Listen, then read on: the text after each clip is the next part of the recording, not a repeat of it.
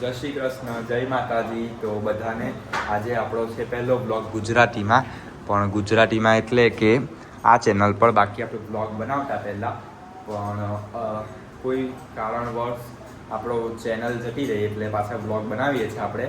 તો દેખાડીએ આપણી ગાય, તો આપણી દેવી છે જે વિયાવાની છે. થોડાક દાળમાં વિયાઈ જશે એવું લાગે છે. હજુ કાઢશે દાળા, કંઈ કહેવાય નહીં. કેમ કે જો ગુસ્સો કરે છે થોડોક, શાંત થઈ જાઓ. કેમ કે એને બ્લોગની આદત નથી ને, એને દુખે પણ છે, પણ દવા જ નહીં ખાતી. એને બહુ ટ્રાય કરીએ તો કોઈ વાર ખાઈ લે, પણ ને માખી બહુ કરે છે એટલે ધુમાડો કરવો પડશે ને અગરબત્તી હલગાવી દઈએ ને બધું સાફ કરવાનું છે નીચે. કેમ કે એને સાફ તો કરતા છે, પણ બહાર બાંધીએ ને ત્યારે એને અંદર આંચળમાં વાગી ગયેલું, એટલે બહાર થોડુંક હે ને ધૂળમાં એને લઈ ગયા બાંધવા. ત્યાં બેઠી હતી ને તે અંદર 4 આંચળની વચ્ચે વાગી ગયેલું. બાકી અંદર હજુ તો વાળ છે, છોટા વાળ લાગે. બાકી જોઈએ કેટલા દિવસ હજુ લે, છૂટે તો 7 મહિના થવાના, એટલે હજુ 8 મહિના પટાવી દે હજુ, ને પછી કદાચ ફૂંકાઈ જશે. બાકી તો થોડાક ટાઈમમાં એ થઈ જશે. અને સાફ કરવાનું છે હજુ થોડુંક, કેમ કે જેવું સાફ કરીએ તેવું પાછું બગાડે ને. આને થોડુંક કંઈ થતું છે, કેમ કે એને બહાર જવું છે હવે. હે ને તો હમણાં હવે બહાર નથી જવાનું. જો કરે છે ટોપલો ખાવા સારું, એ કરે છે એવું. કેમ કે ટોપલો ખવાડીએ રોજ, એટલે બહાર લઈ ગઈને તો પછી ખવાડીએ અહીંયા જ. હા, હવે બહાર જવાનો ટાઈમ નથી તારો. તો આ આપણી લક્ષ્મી છે, આ દેવી ને આ રાધા. તો આપણે કહી દીધું વ્લોગમાં. ને આને 1 વર્ષની છે આની વાછેડી, રાધાની વાછેડી લક્ષ્મી, જે 1 વર્ષની છે ને. એને બહુ ખાવાનું જોઈએ, તો ધીરે ધીરે ખાઈ છે. જો આપણે આમ તેમ ગઈએ ને પછી ખાય, આપણે હોય ને એટલે થોડુંક એને પહોંચાડવાનું જોઈએ ને ધુમાડો કરી લઈએ. કેમ કે એના જ ખૂરથી પાઈ ગયું એમાં બાવલામાં. બાકી જો થોડીક હેરાન તો થતી છે, પણ આવી જાય થોડાક દાળમાં. થોડુંક ધ્યાન રાખવું પડે આપણે. ને અહીં સામાન છે તો થોડુંક આ હટાવી દઈએ ને સાફ કરી નાખીએ. પહેલાં બધું હજુ થોડુંક વાળી કાઢવાનું છે ને ઘાસ નાખી દઈએ. ચાળો નાખવાનો છે હજુ થોડોક, લાઈખો ને હવે થોડોક નાખી દઈએ ચાળો. તો ચાલો આપણે તમને ફાર્મ બતાવી દઈએ, આપણું ખેતર બતાવી દઈએ. તો વાડીમાં હમણાં આપણે કરેલું છે ગાયનું ઘાસ. આ છે આપણે માયું કરેલું છે.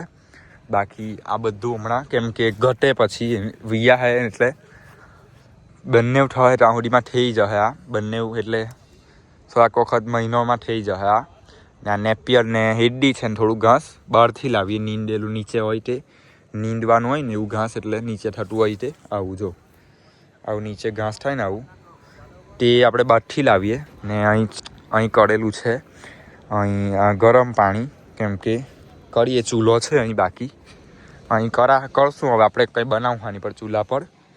હમણાં હળખો બનાવવાનો છે ચૂલો. કેમ કે આ ગાય વી ત્યારે જ આપણે કરતા હોય અહીં ચૂલો, ગરમ પાણી કરવાના આમ તેમ બધું કરવા. બાકી કંઈ કામ કરતા નથી, એ ચૂલાનું કામ નથી પડતું. ને અહીં દૂધી થેલી છે, તેનું ફૂલ છે. ને આ તુવેર, જે બહુ તુવેર થતી છે હમણાં, પણ તોડાતી નથી. આ દૂધી છે, જે કદાચ લાગે છે તો લાગે એટલે તમને દેખાડું હું થોડાક દાળમાં. ને આ તુવેર છે લાઈનમાં. ના નેપિયરનું ઘાસ છે, બધે રોપેલું છે કે થોડાક દાડા કોઈ વખત નહીં હોય તો ચાલે. નેપિયર પણ ગાય માટે, ને સૂકું પણ લાવવાના છે એમ તો સૂકું. જો તુવેર બહુ બધી તુવેર થયેલી છે, પણ એમ તોડવાનો બહુ વાર લાગે, એટલે થોડોક રહી જાય કોઈ. આ લાઈનમાં આખી તુવેરની છે. ને એનો હજુ એક છે કે આનો પવન નહીં લાગે. આ છે ટીંડાનું ખેત, ટીંડુડામાં હોય કદાચ તો જોઈએ. ઊભા રહે, નથી દેખાતા, મને નહીં લાગતા ટીંડુડા હમણાં. જો આ જો ટીંડુડા છે બહુ બધા, તો નથી નીકળતા નથી હમણાં. ઠંડી છે એટલે તાપમાં બહુ નીકળે.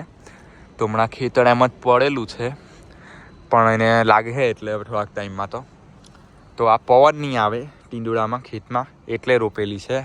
ને તુવેરો થાય. બાકી રેંગણ છે, ભીંડા છે. જો ભીંડા આ ઘરના સારું ખાલી કરેલા છે. બાકી આ શાકભાજી તો બાકી બધું ઘરે ખાવા સારું. તો અહીં દાદા રોપેલા છે. જો દાદાએ, તો દાદાને પણ આપણે મળાવશું નહીં, મલાવશું. હા, અહીં છે એક આંબો, તેને થોડુંક કાપીને હળખો કરવાનો છે. બાકી આંબા જ તો આંબા છે આપણા, તે દેખાડી દઈએ એક વખત. અહીં ઘર માટે મેથી કરેલી છે, થશે એટલે તમને દેખાડા. અહીં રેંગણ છે રોપેલા બધા લાઈનમાં ને આવું કંઈ છે. તો આ અહીં બેસવાનું બનાવેલું છે ચોળા જેવું, ને આપણો નાળિયેરી છે. ને આ પછી દેખાડું આપણે બીજા વ્લોગમાં. તો ગાયને ઘાસ નાખી દઈએ પહેલાં, પછી મળીએ આપણે. ચાલો ઘાસ નાખી દઈએ થોડુંક, એમ તો લખાઈ ગયેલું છે, આપણે ખાલી દેખાડી દઈએ બ્લોગમાં. આટલું લઈ લઈએ. આ જો આ ઘાસ કેળો જે નીંદેલું હોય ને તેવું. હા, બાકી સૂકું છે અહીં બહાર હુકવા રાખેલું છે. થોડુંક આપણે નંદલી વાસેડીને રાખી દઈએ, બાકી રાખી દીધેલું છે એટલે આપણે કંઈ ઉપાડી નથી એટલી બધી. જો આ લખાઈ ગયું એને ઘાસ લે. તો આપણે આજનો બ્લોગ અહીંયા એન્ડ કરીએ આપણી દેવી પાસે. તો સૂકું ખાવા લાગી છે, જો સૂકું લાખેલું છે તે. તો આજનો બ્લોગ અહીંયા એન્ડ કરીએ, તો મળીએ બીજા બ્લોગમાં. તો બાય.